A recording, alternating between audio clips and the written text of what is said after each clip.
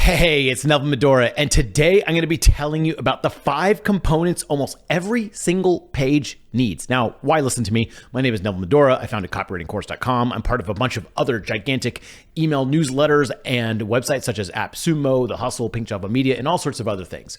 And I go through and review a lot of different pages for small companies, medium-sized companies, and big companies, and I see these same 5 mistakes repeated over and over and over on everyone's page. So people pay me a ton of money. They have a whole bunch of people come listen to me, and here's what I tell them, and I'm telling you for free today.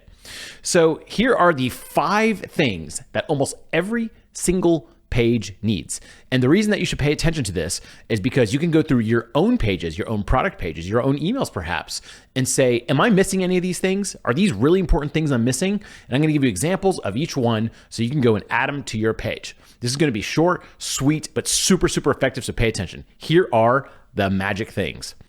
1, social proof. 2, descriptive images. 3, different use cases for the product. 4, benefits of the product. And 5, CT at the end. Take a screenshot of this right now and go through every single one of your pages and see if you're missing these. Now, not every single page in the world needs all of these, but these are generally the things that make people buy more from you that you might be missing. So let's start right in and just jump into the real meat of this. So social proof. This is probably the top thing that people miss out on. So think about how you buy. Let's say you go to Amazon.com, you see 14,000 people have rated something a 5-star product. Do you buy it? I do. I just think, well, that many people can't be wrong. Even if 1,000 of these are fake reviews, still 5 stars with 14,000 people, that's a lot of people. So I just buy it right away because I think this is a good product. Similarly, if one of your close friends gives you a great recommendation on a product and they say, you got to buy this, it's the best thing ever, it's a great price, you just buy it, right? And that is social proof. So what that means is that the world, the social cloud, has told everyone that this is a great product, and therefore you feel comfortable buying it because you know you're going to get good value for your money. That's it. So social proof, think about how you buy. If it comes highly recommended, you'll buy with no hesitation. So what if we show that our product is already socially proven, then people have no hesitation to buy. So this can be shown with high ratings, high testimonials, a friend telling you about something, seeing someone important use it like a celebrity. Aggregate testimonials are important here. So I'm going to go through a couple of things here about how to show these testimonials well. Just remember, having 1 testimonial is fine. It's great. Having 10 is great, but people aren't going to read all 10 testimonials. They want to read a bunch of testimonials to show that the product is good, and that's that. So let's go through a couple examples over here. Check out this Parachute home department. It says, I use the tub mat almost exclusively now by Apartment Therapy. So a big, trusted, credible organization. And it says, I use the tub mat almost exclusively now. So they're showing a testimonial with the tub mat, so with the picture of it, and that it's like, I almost use it exclusively. So you're thinking, I only use this one, it must be good. So that's a testimonial right there. Let's go through another one. Trusted by moms. So they're going straight after their target demographic over here. It shows Clorox disinfecting wipes. And look at that, 5 stars. And then it has makes cleanup and disinfecting a breeze. Sydney too, buy now. So it's using a little social proof by showing that testimonial and that 5-star rating. Check this out. Look how they're using social proof. Time for a pool. Denali Pools is the top pool builder in Austin. So they're saying they're the top pool builder in Austin. Well, if I want a pool that looks really cool like this, I want to use the top builder in Austin. So they got me to click on this because I said, hey, top pool builder, I got to check them out a little bit more. So they use social proof very effectively in that instance. Here's another one. Join tens of thousands of creators using Ghost to share their community and show their work and grow their communities. So what they're saying is tens of thousands of people have decided to use Ghost as their webpage. And then they start showing you all the different ones that you could check out, and you can go check out their pages themselves. Here's another one. And this comes to my point over here that if you have long text, summarize it for people. So within the social proof construct, I see this problem all the time that people say, hey, Neville, I'm going to add a bunch of my testimonials I have off of Facebook and Instagram and comments and just post them all over my webpage. The problem is it starts looking like this. So check out this image. It's a nice image. It says, interesting. Just listen to a podcast, you could read it yourself. The point is, it's a big, long block of text that I, as a user, now have to read. You're giving me an assignment. You're giving me more work to figure out your product. No. The way you are going to do this is by summarizing it for everyone. So let's say you do have a great raving testimonial on Facebook, but it's this long, right? Now we can't expect everyone to read that. And sometimes when you show these images on mobile, they kind of look funky as well. So it's hard to read. So instead, what you're going to do, because you listen to me over here and you know what you're doing, is you're going to put this at the end right there, just like that. So instead of making you read all this, I just summarize it for you. I said, Dan joined for the course, but stayed for the strong community. That's it. You just have to basically summarize in one sentence what's going on in this testimonial. Remember, people don't want to read every single testimonial they have to offer. They just want to know that the product is good. And by summarizing that testimonial, I can show that, they're going to get a course when they join, but they also have a strong community, and that's the whole thing. And a last piece of word about social proof is a lot of people say they may not have a lot of testimonials yet. Maybe it's a new product. Maybe it's a new company. Maybe it's a new service. Maybe you just started yesterday. How are you going to prove that you have social proof? There's many ways, my friend. So for example, I could say something like 85% of our customers get a 5x return or more. That's not like a hard stat. It's just like a rough stat that you can give. Or you can say 3,500 clients served. Or let's say I'm a brand new CPA doing my own independent practice, but I worked at a big company for years. I can say worked with more than 500 competitors, worked with more than 500 startups, worked with more than 500 clients. The other thing you could say is 15 years in business, 15 years of experience, 15 years of experience in accounting, in coaching, in health coaching, whatever it is you have. Or you can even list the things that you have over here, like BBB accredited. So any accreditations, any awards you've won related to your product or service, you could totally put in here as social proof. So now let's go back to this list over here. We got social proof down. The next one is descriptive images. So let's jump on over to descriptive images and talk about this, because this is something I see all the time, my friend. There's all these pages and they have these like generic looking images like this. So there's a guy conducting a business meeting of business people in a room. What have we learned here? Not much, not much. But a lot of times people sell a piece of software and this is the main image on the page. And I'm like, what is this? What is this image transmitting? What is the thought that I'm supposed to get from this image? It just looks nice and doesn't do anything is the problem. So your images can often tell the whole story without a lot of copy needed if you just use descriptive images. So a couple quick points. Don't post generic pictures that convey zero info like this one.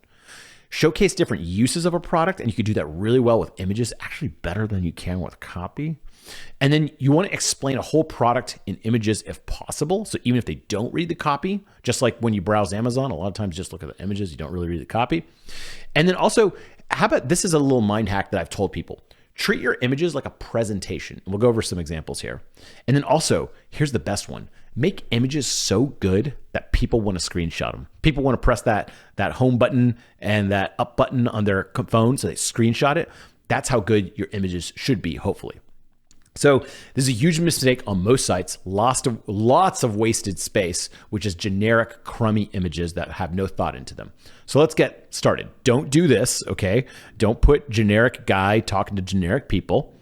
Instead, what if we have descriptive images like this? So here is a Spirit Shoe Company, and they circled with handwriting, genuine leather, vegetable-based dyes, 4 pastel colors on one shoe, and recovered rubbered soles. So without seeing a lot of copy, I basically understand a lot of aspects about this shoe just by this image. So imagine you just see this image. This image alone can almost make a sale. Isn't that cool? Or how about this? Super strong adhesive, no drilling. So this is for like a shower caddy. And what they did was this is not real. They just photoshopped 40 pounds onto the shower caddy. So what it's telling me is that this can hold a lot of weight. So if I just want to put my shampoo and toothbrush over there, it's going to be no problem because this thing can hold 40 pounds of freaking weight. So without fear of falling off, look how good this image is, right? You instantly know that this product is very strong and will stick to tile. Let's go for another image. Ooh, look at this one. So descriptive image. Now we're selling a burger over here. This is an old Burger King Whopper ad. So all they need to do is show a big old juicy burger. This ad transmits a lot of information. What the burger looks like. It makes me kind of hungry. It says it's a meal in itself, only 39 cents, actual size. Try one with a Coke. It has all the stuff that conveys to me that I should buy this burger all in one image. So we're using a descriptive image, and this image, boy, is doing its job. Here's another one. I thought this was like some sort of kind of like screenshotable thing. Not the best example over here, but I wrote your product and service and all the different feeder funnels that go into a product or service. So this is kind of a diagram that someone would scroll by and be like, ooh, I saved a screenshot of that, or I want that image, or let me look at this and analyze it later. So they save it. So if you send stuff out, advertising, that is so good that people want to screenshot it, that's the goal. That's the ultimate goal of great advertising. That the advertising is so good that it's actually content on its own. If you could do that, that's the best. And I will tell you a quick side note. I write emails for very, very large newsletters. And if you can get people to screenshot your stuff all the time and they look forward to screenshotting your things, they'll keep opening your emails forever because it's such valuable information. So one more. Descriptive images can be like a before and after. I'm a big fan of before and afters because it showcases a transformation for people. So for example, this is an ad for Hims and it shows before Hims and after Hims. I don't know. I'm not making any medical claims over here. I'm just saying that this is a cool ad that showcases before this guy was kind of bald and now he's less bald. So that's a great example. Without a lot of copy, you could just showcase what the product does. How cool is that? So the next thing on our list, we went through social proof. We went through descriptive images. Now let's go through descriptive use cases for the product. Interesting. So let me tell you a quick story about different use cases of a product.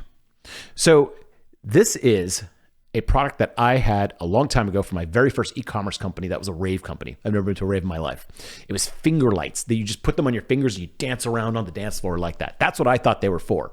However, since I was a one-person company, I was the person that picked up the phone. And every once in a while, I get all these inquiries. So one time, a plumbing company bought 50 of them on the website. Now, normally people buy one or two of these things. And so I called them to make sure that it wasn't fraud. And what I asked them was, I was like, why are you buying 50 of these for a plumbing company? Is there like a party or something? And they go, no. Our plumbers use them to put them on their fingers. And when they go under a sink, sometimes their headlamp can't see directly. So they put these on their fingers and they can see with the light. And I was like, holy crap. I never thought of that in a million years. I never would have thought of that use case for this product. Another thing, moms would tell me that they're buying these so their kids can check for monsters under their bed. And because these are cheap, inexpensive, almost disposable finger lights, if they break them, no big deal. I remember MTV once ordered a bunch of these finger lights. Once again, I called and I was like, is this a fake order? What's going on? They're like, no, we're using this on the set of, they had to make like an alien set, like an alien landing ship. And they're using these in the set as lights.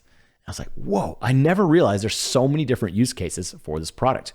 And so I made a sale showcasing all the different things that people were using them for. Wedding lights, people were using them for Halloween costumes, people were using them for TV sets, people were using them to check for lights under the bed, people were using them for work, handyman work, to see around corners and stuff with lights. And so I wrote all that, and it was my best sales email day ever. And it was all thanks to showing the different use cases for this product. Because I thought the use case was dancing around like this on the dance floor.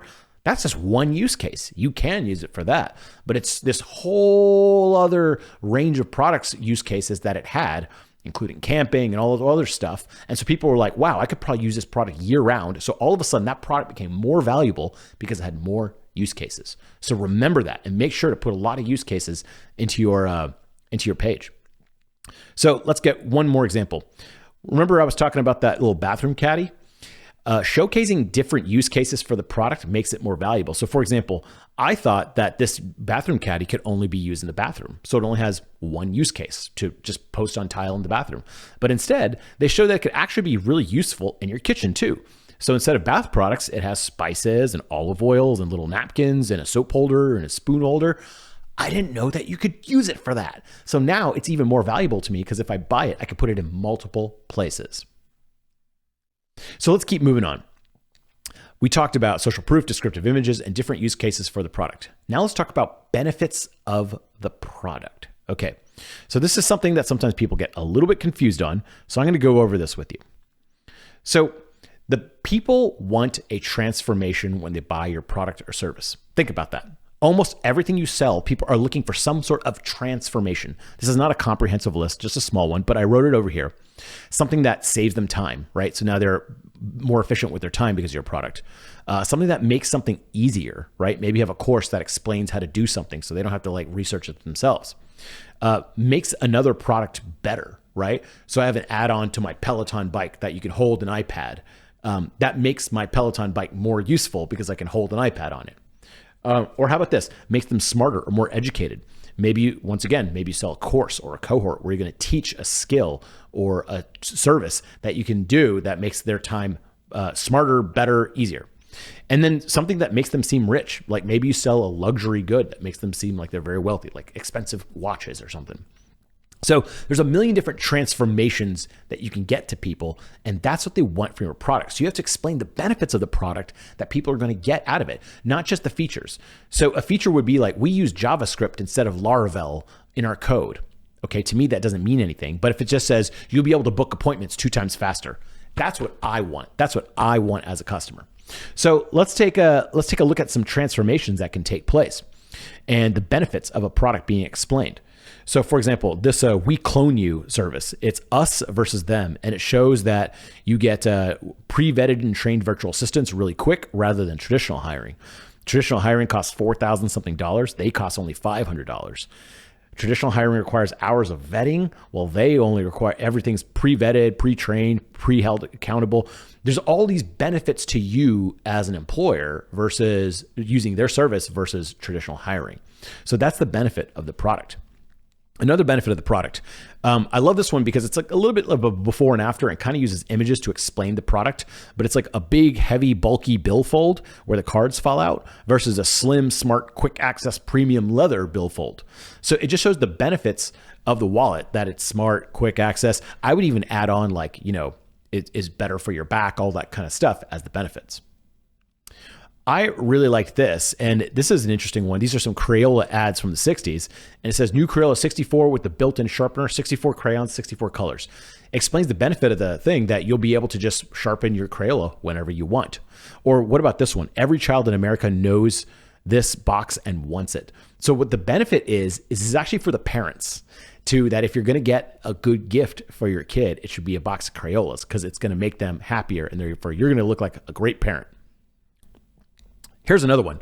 This is a great transformation because it shows before and after. Super easy that this is a brick house and this is a white painted brick house. So same house, but just different painting, and it makes it have this big updated look. By the way, I posted this on Twitter one time and people hate this white paint on brick thing. Don't blame me. I'm just saying this is a great transformation. I thought it looked kind of cool, but a lot of people hate this transformation.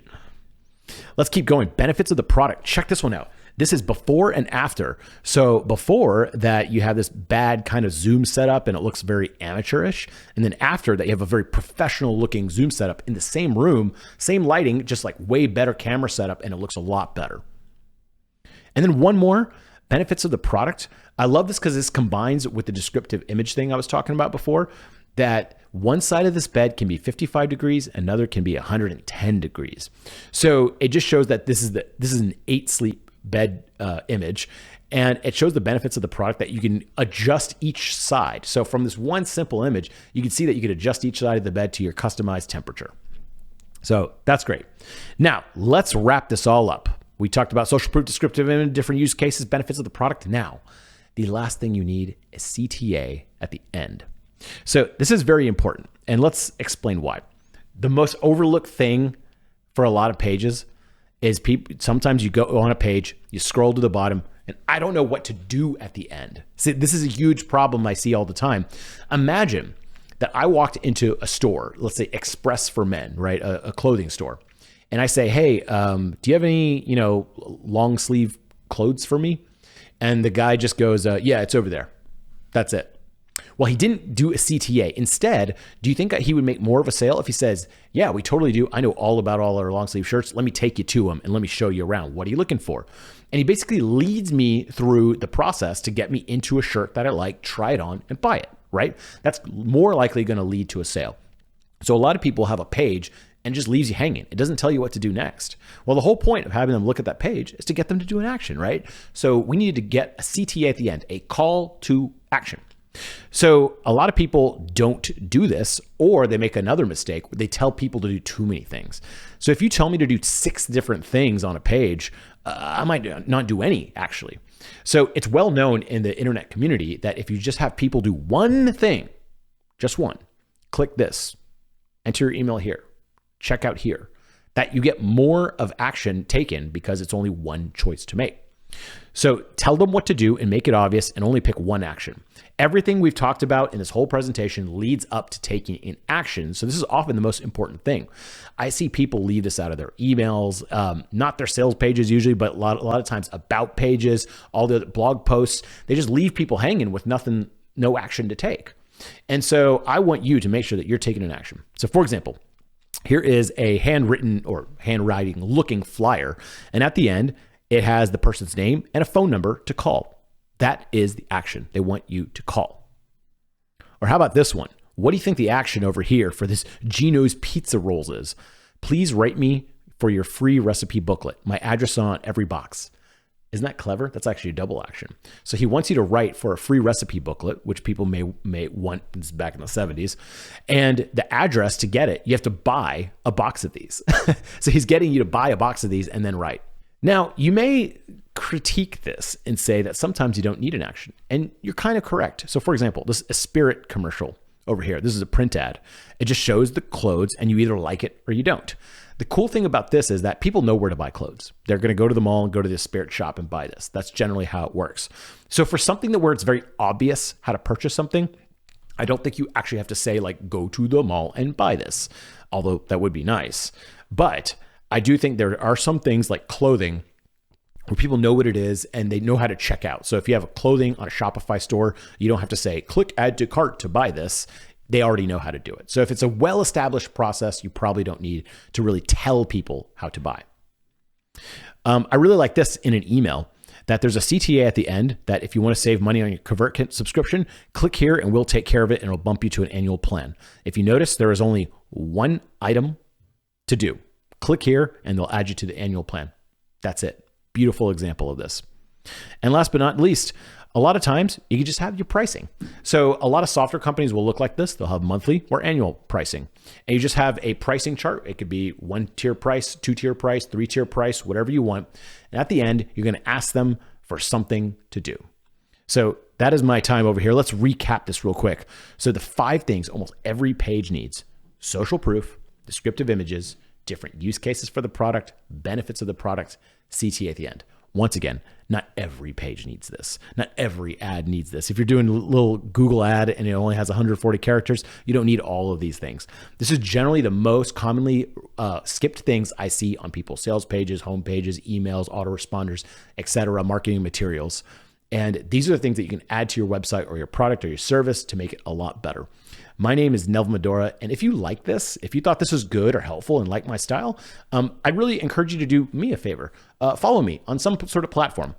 My preferred method would be you go to copywritingcourse.com/newsletter, enter your email. Every Friday, I send this great email that people freaking love and I love making.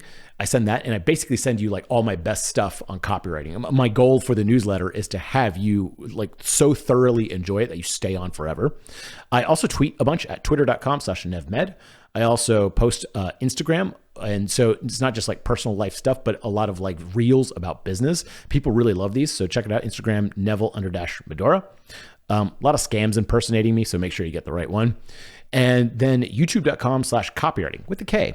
And that's my YouTube channel. I also post all those videos that I mentioned on YouTube. We post some longer form trainings that you can go through and learn a ton about copywriting. Anyways, my name is Neville Medora. Thank you so much for listening to me. I really, really hope you learned something. And once again, to recap, just take a screenshot of that. And that's going to be my time. I hope to see you soon and following me and appreciate it. Thank you.